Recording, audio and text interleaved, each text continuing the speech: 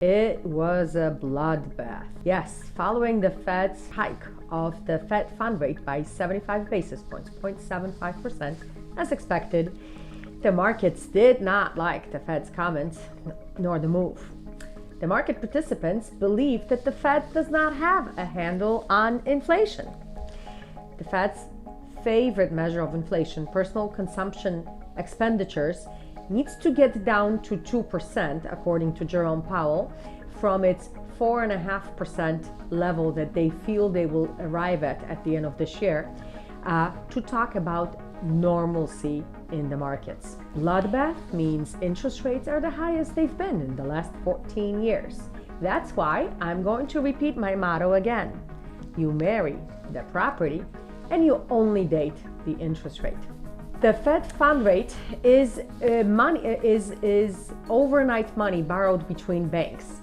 Right now, it increased at 75 basis points I just mentioned, and it is expected to be increased another 125 basis points, so another 1.25% by the end of this year, all in efforts to keep inflation tamed. Fed fund rate does not directly affect mortgage interest rates.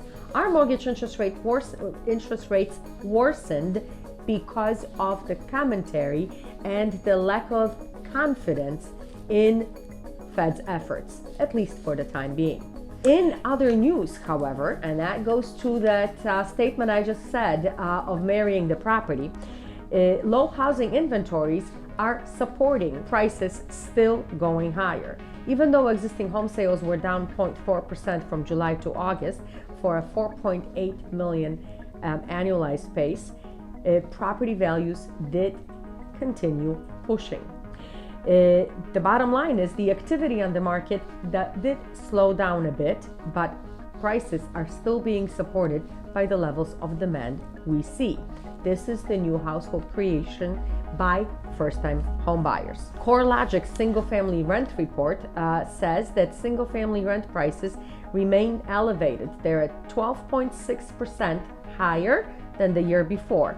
Slight moderation from 13.4% reported the month before, but these increases in rents, despite increases in mortgage interest rates, will bring forth more buyers, interested buyers, to own versus pay their landlord's mortgage. Lastly, as far as unemployment figures, unemployment for last week showed 213,000 initial jobless claims, but the previous week showed some numbers revised for the lower. The bottom line is layoffs and in turn initial claims appear to have slowed in the last weeks, showing that the labor market still remains tight. If and when the labor market turns around and there is an uptick in unemployment claims is when we're going to be talking about yet another sign of recession.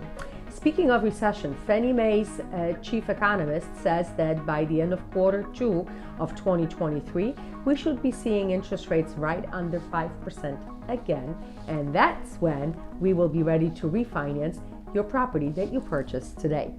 For more news, please contact me at 773-321-0008. Beata Bukowski, over and out.